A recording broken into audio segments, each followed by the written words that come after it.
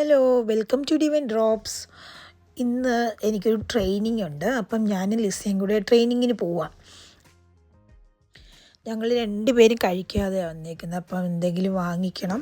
അപ്പോൾ ഒരു കടയിൽ കയറി സാൻഡ്വിച്ച് എടുക്കാൻ നോക്കുന്നുണ്ട്. പക്ഷേ ഞങ്ങൾക്ക് രണ്ടുപേർക്കും ഇഷ്ടപ്പെട്ടില്ല. അവൾ നോക്കുന്നുണ്ട്. എനിക്കിങ്ങനെ തണുത്ത സാൻഡ്വിച്ച് എന്ന് പറഞ്ഞാൽ ആക്ച്വലി തണുത്താണ് ഇരിക്കുന്നത് നോർമലി. പക്ഷേ എനിക്കങ്ങനെ തണുത്ത സാധനം രാവിലെ കഴിക്കാൻ പറ്റത്തില്ല. അപ്പം ഞങ്ങൾ 2 ഹോട്ട് ചോക്ലേറ്റ് ഡ്രിങ്ക് വാങ്ങിച്ചു.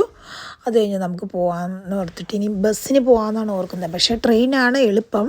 പക്ഷേ നമുക്ക് സ്ഥലമൊക്കെ കണ്ടു പോകാമെന്ന് ഓർത്തിട്ട് അങ്ങനെ ബസ്സിനാണ് പോകുന്നത്. ഞങ്ങൾ ഈ കടയിൽ നിന്നാണ് വാങ്ങിച്ചേട്ടോ. അപ്പം നമ്മൾ ബസ്സിൽ കയറി പോയിക്കൊണ്ടിരിക്കുകയാണ്.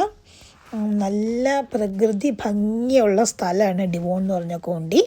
അപ്പം നമ്മൾ ബസ് ഇടയ്ക്കിടയ്ക്ക് സ്റ്റോപ്പിൽ നിർത്തുന്നുണ്ട്. അപ്പം കുറച്ച് ആൾക്കാരൊക്കെ കയറുന്നു. വീണ്ടും നമ്മുടെ വണ്ടി ഇപ്പോൾ വീണ്ടും സ്റ്റാർട്ട് ചെയ്യും. ഞങ്ങൾ പോകുന്നത് ടോർക്കയിലാണ് പോകുന്നത്. അപ്പം അവിടെയാണ് നമുക്ക് ട്രെയിനിങ് ഉള്ളത്.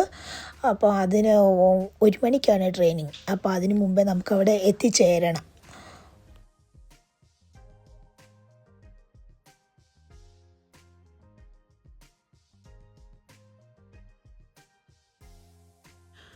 നല്ല രസമുള്ള സ്ഥലങ്ങളാണ്. അതുകൊണ്ട് തന്നെയാണ് ഞങ്ങൾ ബസ് പ്രിഫർ ചെയ്തത്. നമ്മൾ ട്രെയിനാണ് വരുന്നതെങ്കിൽ പെട്ടെന്ന് തന്നെ സ്ഥലത്തെത്തും.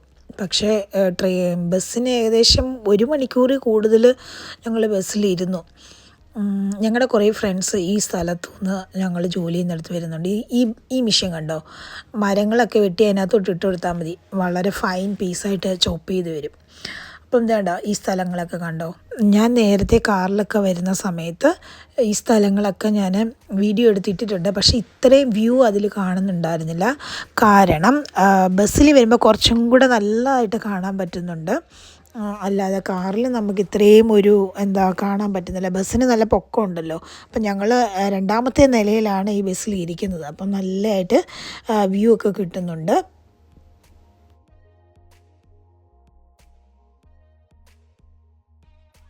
അങ്ങനെ നമ്മൾ മുമ്പോട്ട് പോയിക്കൊണ്ടിരിക്കുകയാണ്.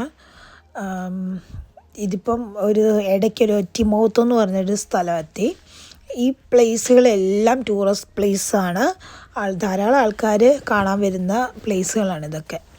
അപ്പം നിങ്ങളൊന്നും ഈ സ്ഥലത്തൊന്നും വന്നിട്ടില്ലെങ്കിൽ ഒരിക്കലെങ്കിലും ഇംഗ്ലണ്ടിലാണെങ്കിൽ നിങ്ങൾ ഡിവോൺ എന്ന് പറഞ്ഞ കോണ്ടി തീർച്ചയായിട്ടും കണ്ടിരിക്കേണ്ട പ്ലേസാണ് കേട്ടോ. കണ്ടോ എന്ത് ഭംഗിയാണെന്നറിയാമോ ഈ സ്ഥലങ്ങളൊക്കെ കാണാനായിട്ട്. തീർച്ചയായിട്ടും നിങ്ങൾ മസ്റ്റ് വിസിറ്റ് ആയിട്ടുള്ളൊരു പ്ലേസാണ് ഡിവോൺ.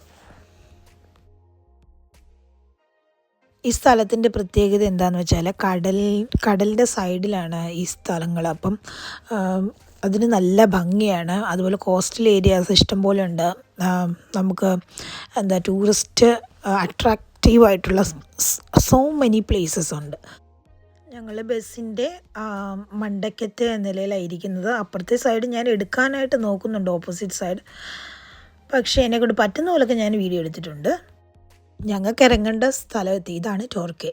അപ്പോൾ ഇനി ഇവിടുന്ന് ഞങ്ങൾക്ക് ഗൂഗിൾ മാപ്പ് ഇട്ട് നടക്കണം. ഈ സ്ഥലത്ത് ഞങ്ങൾ നേരത്തെ വന്നിട്ടില്ല, ഫസ്റ്റ് ടൈമാണ്. അപ്പോൾ അവൾക്കും അറിഞ്ഞൂടാ, എനിക്കും അറിഞ്ഞൂടാ. നമ്മൾ മാപ്പിട്ട് നടക്കുവാണ്. നോക്കാം. പക്ഷെ കാണിക്കുന്നത് 30 മിനിറ്റ്സ് നടക്കണമെന്നാണ് കാണിക്കുന്നത്. പിന്നെ അത്രയും കൂടെ നമുക്ക് സമയം നടക്കണം. കറക്റ്റ് 1 o'clock നമുക്ക് അവിടെ എത്തുകയും ചെയ്യണം. ഇതെന്തായാലും ഒരു വല്ലാത്ത നടപ്പാണ്. ഒരുപാടിപ്പം നടന്നു. ചെറുതായിട്ടൊരു പണിപാളി. ഗൂഗിൾ മാപ്പ് കാണിക്കുന്നത് റോങ് ഡയറക്ഷനായിരുന്നു. നടന്ന് 1 മണിക്കൂർ ഇപ്പം നടന്നു നമ്മുടെ സ്ഥലത്തെത്താം. അപ്പോൾ അവൾ നല്ല സ്പീഡ് നടക്കുക. ഞാൻ അവളുടെ കൂടെ എത്താൻ വേണ്ടി ഓടുവാണ്.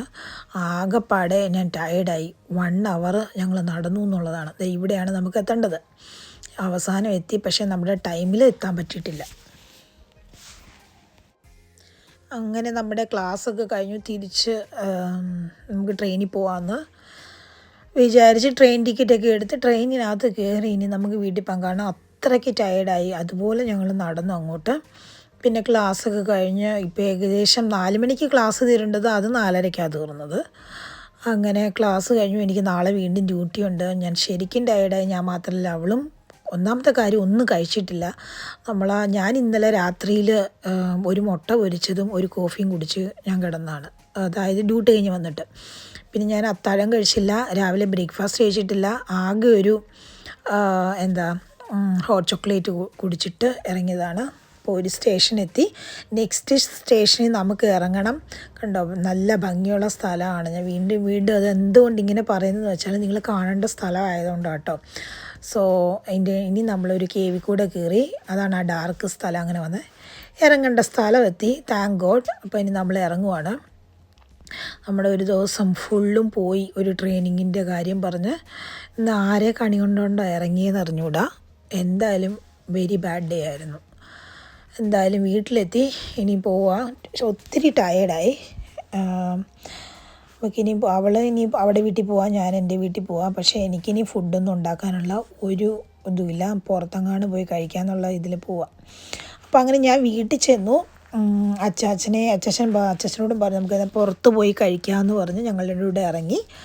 നമ്മുടെ അടുത്ത് തന്നെയുള്ളൊരു കടയിലെത്തി. ജസ്റ്റ് ലാമ്പിൻ്റെ റാപ്പ് വാങ്ങിച്ചു. ഇനി എവിടെയെങ്കിലും പോയിരുന്ന് കഴിക്കാം. നമുക്കിവിടെ ഇഷ്ടം പോലെ സ്ഥലമുണ്ട്, നല്ല ബ്യൂട്ടിഫുൾ പ്ലേസ് ഉണ്ട്.